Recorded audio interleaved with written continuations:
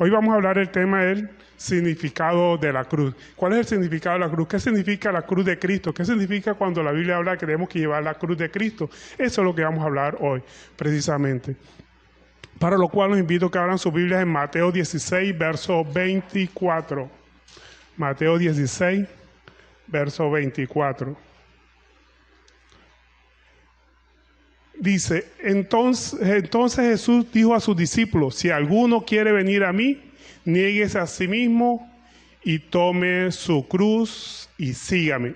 ¿Qué significa la cruz? Bueno, sabemos que la cruz es un patíbulo, ¿verdad? El patíbulo en que se crucificaban las personas era un soporte de madera. La cruz, en la que habla la palabra de Dios, cuando fue crucificado Jesucristo, era un soporte de madera en forma de T, una T y un palo vertical y otro horizontal sobre el cual se sujetaba, a veces se clavaba, otras veces se sujetaba simplemente con amarres a las personas que iban a ser crucificados, a los condenados a este suplicio. Ese método de suplicio o de condena lo utilizaban los romanos, no era de los judíos, era exclusivo de los romanos. Los romanos eran los que estaban autorizados a practicar esta forma de ejecución, era romana.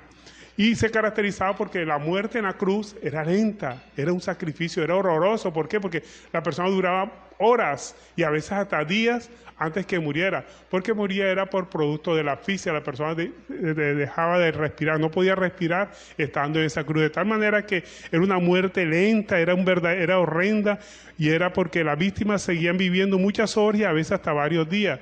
Y ese era un sufrimiento muy grande. O sea que la pena más grave que le podían poner a una persona era la crucifixión. Porque como ya dijimos anteriormente, era un suplicio grande, la persona moría de agonía, que no podía respirar. Y para acelerar el proceso de asfixia que tenían las personas, muchas veces le partían las piernas. ¿Por qué le partían las piernas? Porque con las piernas las personas se ayudaban a respirar. Con las mismas piernas, sí, con las piernas se ayudaban a respirar, porque como estaban colgando del madero, no podían extender su plexo para poder recibir el aire. Entonces se apoyaban en las piernas para poder respirar. Entonces, para acelerar el proceso de muerte, le quebraban las piernas. Obviamente que nuestros señores Jesucristo nunca tuvieron que quebrar las piernas. Y eso se cumplió en la profecía, porque la profecía decía que ningún hueso de su cuerpo sería roto. Y a él no le rompieron las piernas. Simplemente le perforaron un costado del cual salió sangre y salió agua. ¿Cuáles eran los métodos de ejecución judía? Los métodos de ejecución judía, pena capital, había una sola pena capital que se practicaba, que era la lapidación. Esa lapidación se la hacía a las personas cogidas o tomadas en pleno adulterio, de que se le comprobaba el adulterio. Tanto el adúltero como la adúltera morían indefectiblemente. Es decir, que si había adulterio no se iba a condenar una sola persona, a la mujer o al hombre, no, se condenaba a los dos, obviamente, porque el adulterio lo hacen dos personas. Por eso, en el caso de la mujer adúltera, nuestro Señor Jesucristo dijo, el que esté libre de pecado que tire la primera piedra. ¿Por qué? Todos tenían pecado porque habían llevado solamente a la mujer. ¿Dónde estaba el hombre? No llevaron al hombre. Luego entonces ese juicio era un juicio injusto, porque para que fuera justo tenían que haber llevado también al hombre. Y seguramente que el hombre con el que había estado esa mujer adúltera era uno de los que habían llevado a la mujer. Por eso Jesucristo le dijo que esté libre de pecado que tire la primera piedra. Y sabían que ninguno estaba libre de pecado porque estaban escondiendo al hombre que era el adúltero que estuvo con la mujer. Y terminaron yéndose. Entonces vemos que esta pena capital de lapidación no solamente se aplicaba al adulterio, sino también se aplicaba a los hijos rebeldes, a los hijos que eran borrachones, que no obedecían a sus padres. También los padres se lo decían a la iglesia, en el templo, y terminaban pues lapidando a ese hijo rebelde. Otra forma de ejecución de los judíos era el destierro. Otro también era el azotamiento. A las personas que eran rebeldes también las azotaban. También se aplicaba la ley del talión. La ley del talión, ojo por ojo, diente por diente. Me hiciste esto y también te hago eso igual. Esa era la ley que se aplicaba mucho en los judíos, ojo por ojo y diente por diente, la ley del talión. También se aplicaban multas y otras veces la esclavitud. La esclavitud era por concepto de deudas. Cuando las personas tenían deuda y no podían pagarla, terminaban los hijos, los descendientes de esa persona, si había fallecido, terminaban como esclavos del acreedor. Entonces vemos que los métodos de ejecución judía eran la pena capital con lapidación, el destierro, el azotamiento, la ley del talión, multas y la esclavitud. No estaba contemplado la ejecución en la cruz o la crucifixión. Esa crucifixión era un método de ejecución romano exclusivamente. y era una muerte lenta y era un verdadero suplicio para la persona porque duraba hasta varios días a veces antes de morir, ahí sufriendo en esa cruz de madera, en ese soporte de madera en el que se ejecutaba la pena de muerte. Pero también la cruz, además de ser un patíbulo, un sitio donde se ejecutaba a las personas y se aplicaba la muerte capital, también era un símbolo del sacrificio, un símbolo del sacrificio de Cristo. Usted ve a las personas que utilizan la medalla o el crucifijo con la de Jesucristo, simbolizando la muerte o el sacrificio de Cristo en la cruz del Calvario. Pero hay algo importante que la gente no tiene en cuenta. ¿Cuál es? Que la cruz también representa el sacrificio nuestro, pero eso nunca se tiene en cuenta. Siempre se mira la cruz como el sacrificio de Cristo, pero resulta que la cruz también significa un sacrificio para nosotros, y eso es lo que vamos a desarrollar en esta intervención en el día de hoy. Nosotros tenemos que sacrificarnos para obedecer a Cristo. En otras palabras, tenemos que morir, aunque la Biblia habla de que Jesucristo es vida, sí, pero para que tengamos vida en Cristo tenemos que morir al viejo hombre. Y vamos a ver cómo morimos al viejo hombre. Ahora, ¿cuáles son el efecto del sacrificio nuestro con base en la obediencia a la palabra, con base en ese lavamiento, regeneración que hace Cristo de nuestra mente? Ese efecto se ve en primera instancia a través de la humillación. Vamos a ver, son 3 características fundamentales de los efectos del sacrificio o de la crucifixión en nosotros. El número 1, la humillación. Número 2, estamos libres de la maldición de la ley, y 3, estamos muertos para el mundo y vivos para Cristo. Entonces, en primera instancia, la humillación, cuando el sacrificio que representa para nosotros la cruz de Cristo es la humillación tanto física como espiritual. ¿En qué consiste la humillación física? El respeto a nuestro prójimo, no vengarnos por algo que nos haga nuestro prójimo, porque el sacrificio lo hizo Cristo para librarnos de la venganza, del afán de venganza. Por eso Jesucristo Dios dice, mía es la venganza, yo pagaré. Nosotros no sabemos lo que Dios está haciendo a través de esa persona.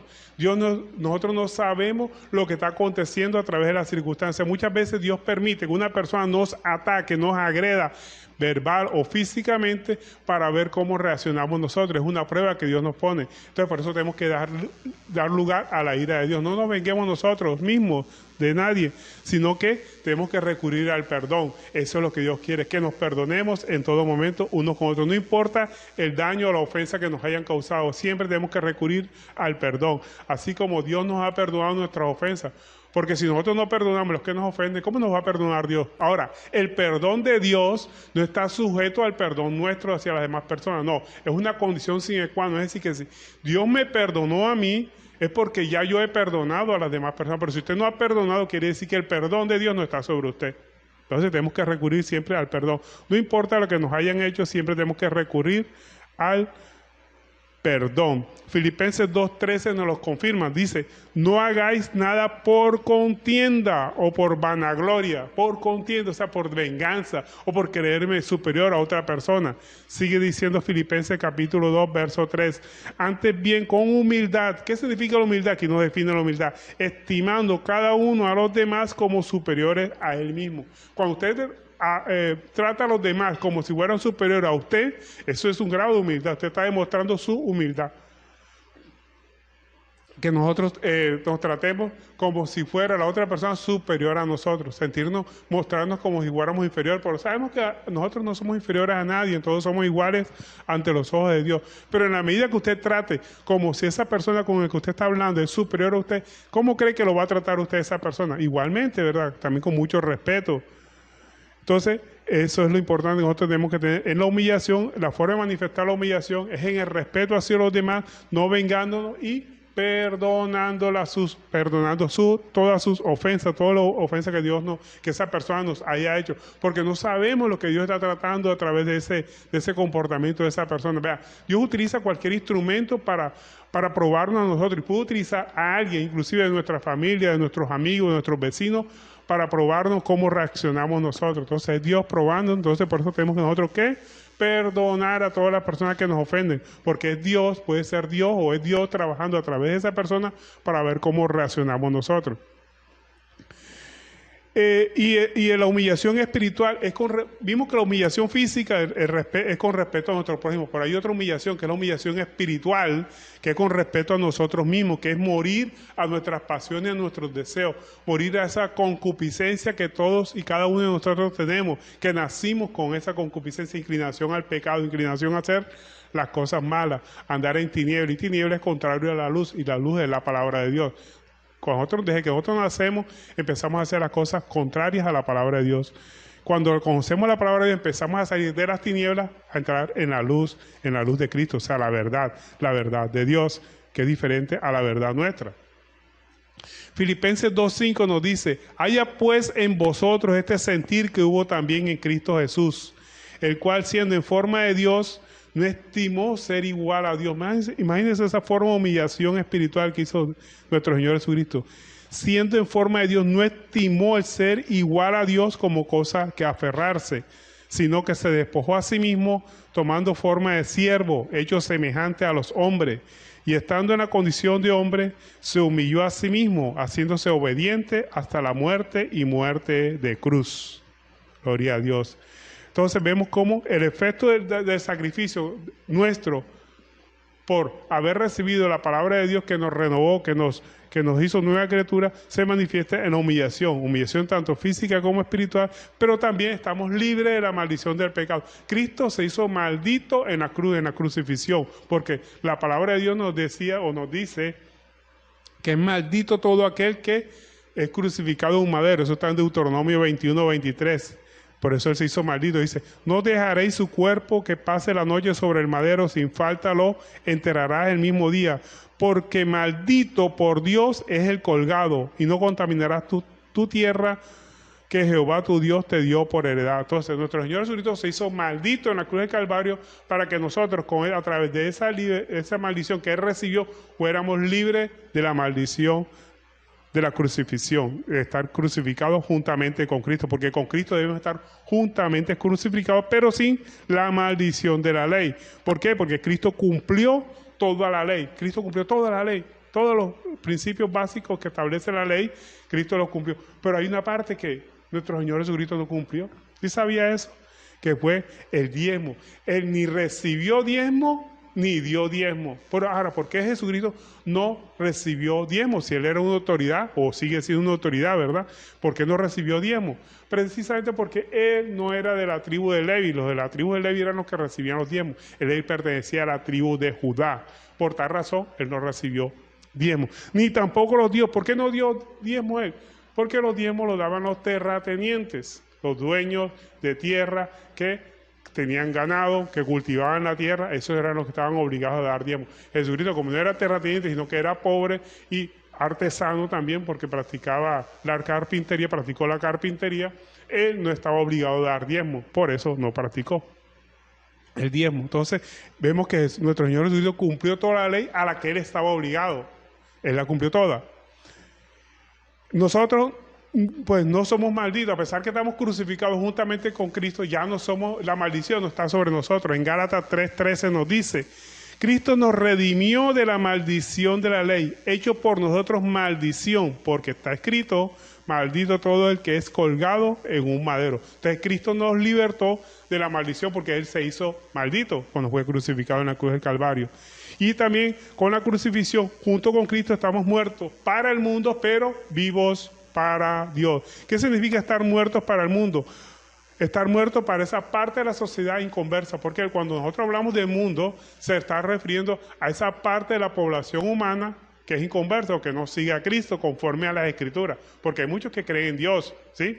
Creen en Dios, pero no creen en el Dios de la Escritura, creen en un Dios que ellos mismos han inventado, o que la tradición o la cultura en que ellos están, pues lo han desarrollado, pero no creen en el Dios de la Biblia. Eso es lo que la Biblia llama como inconverso, o la parte del mundo que no cree en el Dios de la Biblia. Gálatas 6:14 nos dice: porque lejos de mí está gloriarme, sino en la cruz de nuestro Señor Jesucristo, porque en el mundo me es crucificado a mí y yo al mundo. O sea, a través de la cruz de Cristo, esa crucifixión de Cristo, nosotros estamos crucificados al mundo. Ya no hacemos lo que el mundo hace, ni lo que el mundo pregona, o lo que el mundo dice, o lo que el mundo hace. No, hacemos lo que Dios nos manda a través de su palabra y nos saca de la mentira en que antes vivíamos. Lo que antes consideramos verdad, lo que antes consideramos bueno, empezamos a ver que era malo. Y lo que era malo para nosotros empezamos a ver que era bueno. ¿Qué era malo para nosotros? Ir a una iglesia, estudiar la palabra de Dios, orar, leer las escrituras. Era malo, ¿verdad? Entonces ya empezamos a ver que eso es bueno.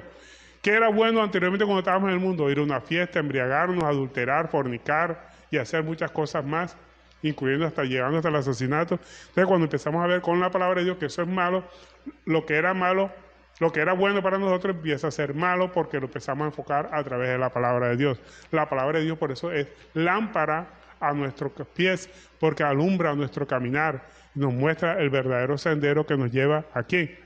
A Dios, porque Cristo es el camino que nos conduce al Padre Celestial.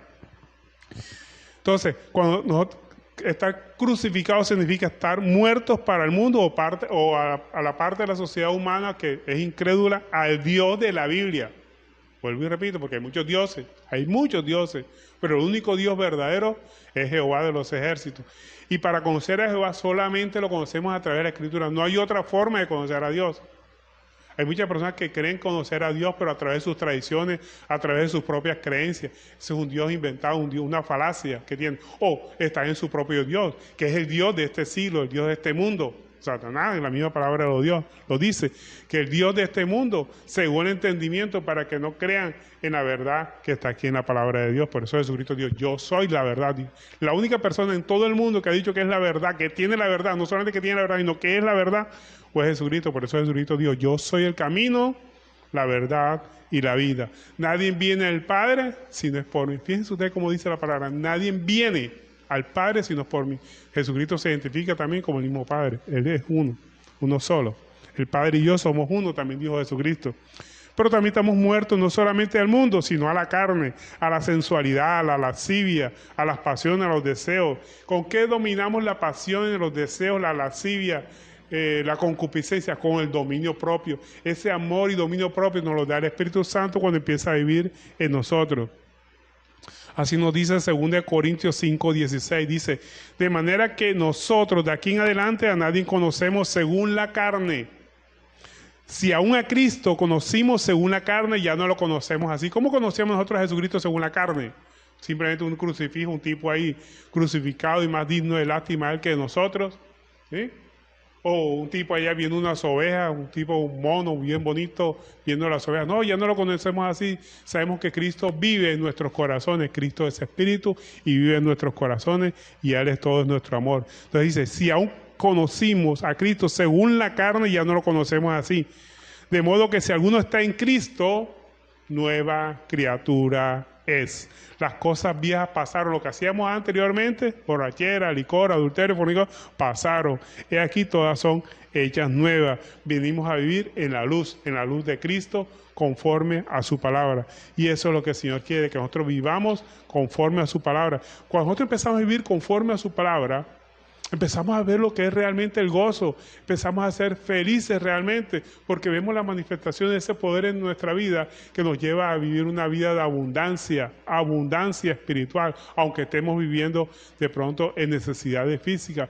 Pero el gozo del Señor es nuestra fortaleza y el gozo del Señor implica que nosotros estamos tranquilos, no importando las circunstancias por las que estemos pasando, porque el Señor es el que nos da la fortaleza para seguir adelante, y sabiendo que todas las circunstancias por las que estemos pasando, Dios las permite en nuestra vida para forjar un nuevo hombre. El no en el Señor es una forma de decirnos, estoy contigo, hijo, confía en mí, que en mí tendrás lo que tú necesitas, no lo que tú quieres o lo que yo quiero. Él siempre nos dará lo que nosotros necesitamos, no lo que deseamos, porque muchas veces un sí o que Dios nos dé lo que nosotros deseamos va a ser más perjudicial que si Dios nos dijera que no. Por eso Dios nos dice que no. en muchas veces que nosotros le hemos pedido. ¿Por qué? Porque Él sabe lo que realmente a nosotros nos conviene, más que nosotros mismos. Nosotros no sabemos realmente lo que nos conviene. A veces nosotros le damos hasta órdenes a Dios. Dios, si tú me cambiaras aquí, o me dieras tal cosa, o me dieras tal empleo, o me permitieras entrar en determinado lugar, yo sería feliz. Resulta que eso va a ser para perdición de nosotros. Dios nos puede cerrar la puerta. Acuérdense que la puerta que Dios cierra, nadie la abre. Y la que Él abre, nadie la cierra. Así que aprendamos a confiar en Dios, que Él tiene control de todo. Vea, y saber que la única forma de tener paz espiritual es reconocer que Dios tiene el control de todas las circunstancias. Todo lo que sucede en nuestra vida está bajo el control de Dios. Cuando Dios nos permite que suceda algo en nuestra vida, es porque es mejor para nosotros que si nos diera o nos concediera esa petición de nuestro corazón. Hay veces hay peticiones del corazón que están tan alejados de lo que Dios quiere hacer con nosotros. Dios complace las peticiones de nuestro corazón cuando están conforme a su palabra. Cuando usted pide algo conforme a la palabra de Dios, téngalo por seguro que Él se lo da inmediatamente. ¿Y qué es lo que estar conforme a su palabra? Que Dios le dé sabiduría. Pide que Dios le dé sabiduría para entender su palabra, que le dé sabiduría para predicar la palabra, que le dé paciencia para esperar su santa y bendita voluntad. Eso lo va a tener a manos llenas enseguida. Pero todo un corazón que esté conforme al corazón de Dios, esas peticiones que Él lanza, Dios se las va a complacer, porque están conformes a su palabra, en obediencia a su palabra. Entonces, tenemos que buscar o pedir todas las cosas que estén conforme a su palabra, y téngalo por seguro que las va a recibir. Mateo 16:24 nos dice: entonces Jesús dijo a sus discípulos, si alguno quiere venir en pos de mí, niéguese a sí mismo y tome su cruz. Mateo 16:24. Aquí nos está hablando nos está mostrando un discípulo, que el discípulo es aquella persona que es alumno en esta tierra y tiene un maestro que no necesariamente está en esta tierra, es espíritu, Él vive en nuestros corazones, Cristo. Entonces nosotros como discípulos de Cristo no seguimos a un hombre tampoco seguimos a una religión, seguimos a Cristo. Nosotros no somos religiosos, somos cristianos. Religiosos sigue a una religión, los dictámenes de una religión. Los cristianos obedecen y siguen a Cristo. Nosotros no somos ministros religiosos, somos ministros cristianos y discípulos cristianos. Seguimos a Cristo, no seguimos a una religión, una determinada religión. Dios no viene por religión. Dios viene por unos corazones contritos y humillados ante su presencia, de los cuales Él tiene complacencia. ¿Qué significa negarse a sí mismo? Fíjense usted que la palabra de Dios dice que para ser discípulo de Él tenemos que negarnos a sí mismos. Negarnos a sí mismos significa estar muertos para los pecados, muertos para hacer nuestros deseos, para estar vivos para con Dios, para hacer su santa y bendita voluntad, para aplicar su palabra. Eso es lo que significa negarse a sí mismo. O sea, no vivo yo, sino Cristo vive en mí. Significa que ya no hago lo que yo quiero, sino lo que Cristo quiere que yo haga, que siempre va a ser en beneficio de su palabra y en beneficio propio nuestro también. Porque todo lo que la palabra de Dios nos enseña, desde Génesis a Apocalipsis, es para que nos vaya bien. Dios seguirá siendo Dios así nosotros no lo obedezcamos, pero las enseñanzas que Dios da a través de su palabra es para que nos vaya bien en esta vida y obviamente en la futura. Entonces, todo es para nuestro bien. Dios seguirá siendo Dios así no lo obedezcamos, pero Él, por su infinito amor que tiene hacia nosotros, Él nos ha dejado su palabra, nos ha trazado un camino para que podamos estar contentos, gozosos en este mundo y obviamente cuando estemos en su presencia. Y entonces nos dice la palabra de Dios que tenemos que negarnos a sí mismos y tomar su cruz. ¿Qué significa tomar su cruz? Es su cruz, andar por el mundo predicando a Cristo, sin mirar a un lado ni mirar al otro lado. Eso significa tomar la cruz de Cristo, vivir en el mundo predicando la palabra de Dios, llevando la cruz de Cristo. ¿Cuál es la cruz de Cristo? El deseo de Cristo es que todos sean salvos. Y la única forma de que las personas sean salvas es a través de la predicación de la locura del Evangelio. No hay otra forma. Gálatas 6:17 dice: de aquí en adelante nadie me cause molestia, porque yo traigo en mi cuerpo las marcas del Señor Jesús. ¿Cuáles son las marcas del Señor Jesús? De pronto, esa forma que nos miden de pronto por encima del hombro, por ser cristiano, por predicar su palabra, por dedicar todos los bienes que Dios nos ha dado para su para su realización de su obra. Entonces tenemos que seguir andando por el mundo, no importando los señalamientos, los miramientos, inclusive hasta la burla. Si se burlaron de Cristo, ahora con mucha más razón, pues se burlarán de nosotros. Entonces no importa, tenemos que andar en el mundo predicando el Evangelio, y eso es tomar su cruz. Y también tomar su cruz significa no dar marcha atrás, no mirar atrás, no estar deseando las cosas que teníamos antes, las cosas que hacíamos antes. No, seguimos con la mirada puesta en Cristo sin mirar atrás. Porque Jesucristo dijo, si alguien poniendo su mano en el arado mira atrás, no es apto para el reino de Dios. Tenemos que seguir adelante, dejando atrás lo que antes hacíamos. Aunque nos parecía muy delicioso o muy sabroso lo que antes hacíamos, tenemos que dejarlo atrás, ya no mirar hacia atrás. Y Gálatas 2:20 nos dice el apóstol Pablo, con Cristo estoy justamente crucificado, ya no vivo yo, mas Cristo vive en mí. Y lo que ahora vivo en la carne, lo vivo en la fe del Hijo de Dios, el cual me amó y se entregó a sí mismo por mí. Crucificado con Cristo significa estar muertos para el mundo. Eso significa estar crucificados para Cristo. Muertos para el mundo, pero también muertos para nuestros deseos. Ya no hacemos lo que nosotros queremos hacer, sino que hacemos lo que nuestro Señor Jesucristo nos indica a través de su palabra. Y todo lo que el Señor nos enseña a través de su palabra es para que nos vaya bien. Vuelvo y repito, a Dios seguirá siendo Dios, así nosotros desobedezcamos.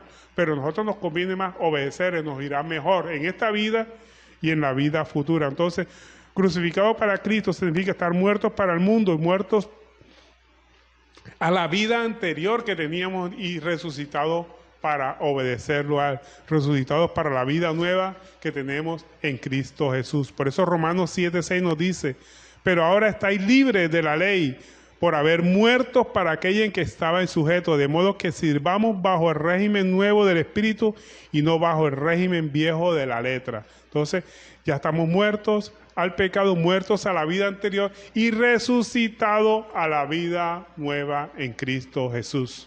Crucificado con Cristo, todo eso significa estar muertos para el mundo, muertos para nuestros deseos, vivir para Cristo, obedecerle, y obedecer a Cristo significa también ayudar al prójimo. Ya no buscar simplemente satisfacer nuestros deseos egoístas, sino obedecerle a Dios, ayudar a nuestro prójimo. Solo así demostramos nuestro amor a Dios. Nosotros no podemos decir que amamos a Dios y no hacemos nada por Él y por nuestro prójimo. Tenemos que demostrar nuestro amor con hechos, porque el amor se demuestra con hechos. El amor que Dios tenía o que tiene con nosotros lo demostró entregando a su Hijo unigénito. Así dice la palabra. De tal manera amó Dios al mundo que entregó a su Hijo para que todo aquel que crea no se pierda, mas tenga vida eterna. ¿Qué hacemos nosotros para demostrar nuestro amor a Dios?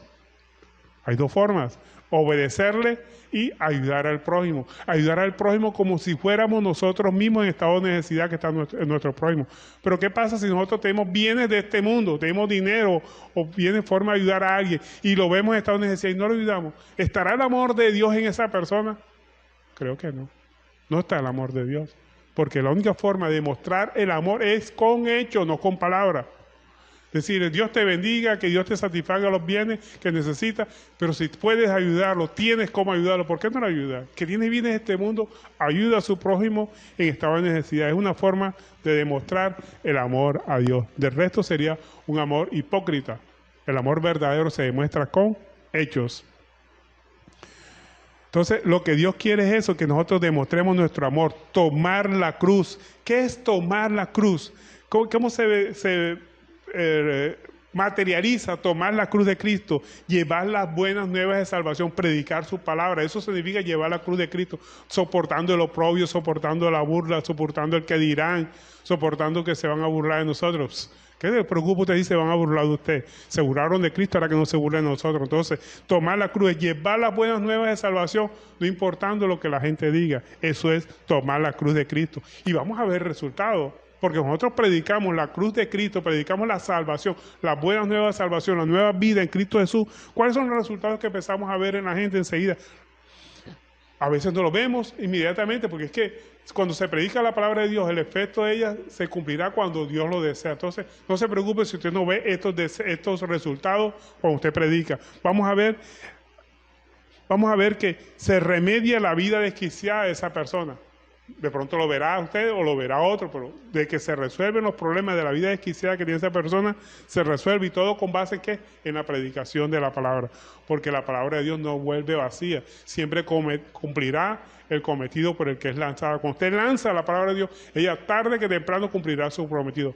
¿Y en qué tiempo se cumplirá? En el tiempo de Dios, no en el tiempo nuestro. Así que dediquémonos a sembrar. Sembrar es predicar la palabra de Dios. No es llevar dinero, es predicar la palabra de Dios. El sembrador salió a sembrar y lanzó su semilla. Lanzar la semilla es la palabra de Dios. Ella cumplirá, ella germinará en el tiempo de Dios, no en el nuestro. Otro resultado que vamos a ver de la predicación de la palabra es haber traído a uno que estaba perdido al verdadero camino. Vamos a ver muchas personas que se convierten a través de la predicación. De pronto no lo vemos, pues eso lo verá el Señor, porque uno es el que siembra y otro el que recoge. Entonces no se preocupe, usted está sembrando, de pronto otro va a ver los resultados de esa enseñanza. Así que siga sembrando, que es lo mejor, llevar las buenas nuevas de salvación. Otro resultado de la predicación va a ser el haber sanado un corazón quebrantado, un corazón dolido, un corazón de pronto que estaba afligido por un problema por el que estaba pasando, un desamor, una consecuencia, una venganza, qué sé yo, tantos problemas por el que puede pasar una persona. Entonces vamos a ver que va a ser sanado ese corazón quebrantado. Y el resultado más importante y el que le va a dar gozo a usted es el haber traído un alma a Cristo. ¿Y cuál es el pago de llevar las buenas nuevas de salvación, de predicar la palabra de Dios? Vea, el pago que nosotros recibimos por predicar la palabra de Dios no se puede medir en términos económicos. ¿Por qué? Porque es un gozo. El gozo del Señor es nuestra fortaleza que nos lleva a seguir adelante, nos permite seguir adelante. Usted quiere mantenerse como cristiano, tiene que predicar, porque cuando usted predica la palabra de Dios, le da gozo al Señor, y ese gozo va a ser su fortaleza para seguir adelante. Pero si usted está callado, usted conoce mucha palabra de Dios y no la predica, no va a tener ese gozo que va a ser su fortaleza.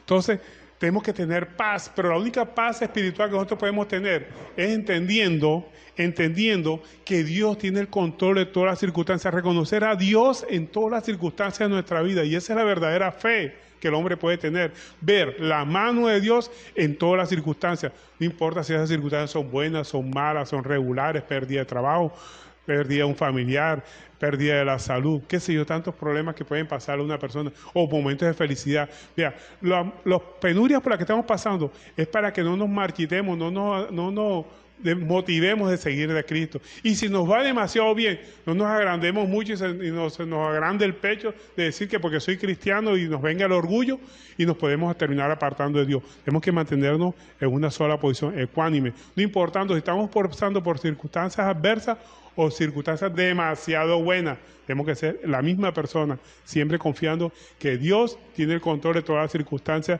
por las que estemos pasando, y mantenernos obedeciendo la palabra, mantenernos cargando la cruz. Eso significa estar crucificados juntamente con Cristo, para poder decir, ya no vivo yo, sino Cristo vive en mí. Gloria a Dios. Bueno, entonces este es el significado de la cruz. El significado de la cruz es que tenemos que estar crucificados en Cristo, y que la cruz no solamente significa la crucifixión de Cristo, sino la crucifixión de nosotros. Ya no vivir para nuestras pasiones y nuestros deseos, sino vivir para obedecer la palabra de Dios y ayudar a nuestro prójimo cuando tenemos bienes de este mundo, que podamos ayudarlos. Amén. Bueno, y esta es la enseñanza en el día de hoy. Espero que la atesoren y la pongan por obra, que es lo más importante, para que Cristo viva en ustedes y permanezcan crucificados a Cristo juntamente con Él.